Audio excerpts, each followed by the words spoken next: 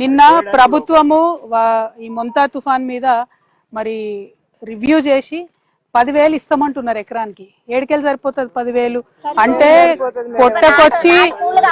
పొట్టకొచ్చి ఇప్పుడు కోతకొచ్చినటువంటి సమయం కాబట్టి ఖచ్చితంగా ప్రభుత్వం 50,000 మినిమం ఒక ఎకరానికి కట్టియాలి. లేకపోతే చాలా దారుణమైన అన్యాయం జరుగుతుంది.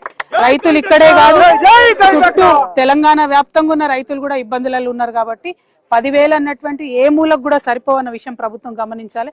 అట్ ద సేమ్ టైం పోయినసారి బోనస్ ఇస్తామన్నారు, ఇంతవరకు ఇచ్చినటువంటి పరిస్థితి లేదు. అన్ని రకాల వడ్లకు ఇస్తామన్నారు, ఇచ్చే పరిస్థితి లేదు. ఇవాళ అక్కడ బీహార్లో ఎన్నికలు జరుగుతున్నాయి, ఇక్కడ కూలీలు కూడా వచ్చే పరిస్థితి లేదు. దాంతో ఇక్కడ కూలీ రేట్లు కూడా ఎక్కువ కట్టియాల్సి వస్తుంది. అన్ని రకాలుగా రైతులకు దెబ్బ మీద దెబ్బ పడుతున్నది. కాబట్టి ప్రభుత్వం మానవతా దృక్పథంతో ఆలోచన చేయాలి. ఎక్కడెక్కడైతే వరి ఒరిగిపోయిందో అక్కడ ఎకరానికి 50,000 కట్టియాలి. ఎక్కడెక్కడైతే ధాన్యం ఆల్రెడీ కుప్పలు పోసుకొని ఉన్నారో అది తడిసినా బూజు పట్టినా మొలకలెత్తినా డైరెక్ట్ మిల్లర్లకు ఆదేశం ఇవ్వాలి, కొనుగోలు చేయమని చెప్పాలి. జై తెలంగాణ. కలుస్తారమ్మా, మళ్ళీ నేను పోయి వస్తా, మాట్లాడతాను, కలుస్తాం. చెప్తా కలెక్టర్కి చెప్తా. కలుస్తామా? మీ పేరు ఏంటిది? కలుస్తామా? బాయ్. థ్యాంక్ యూ అన్న.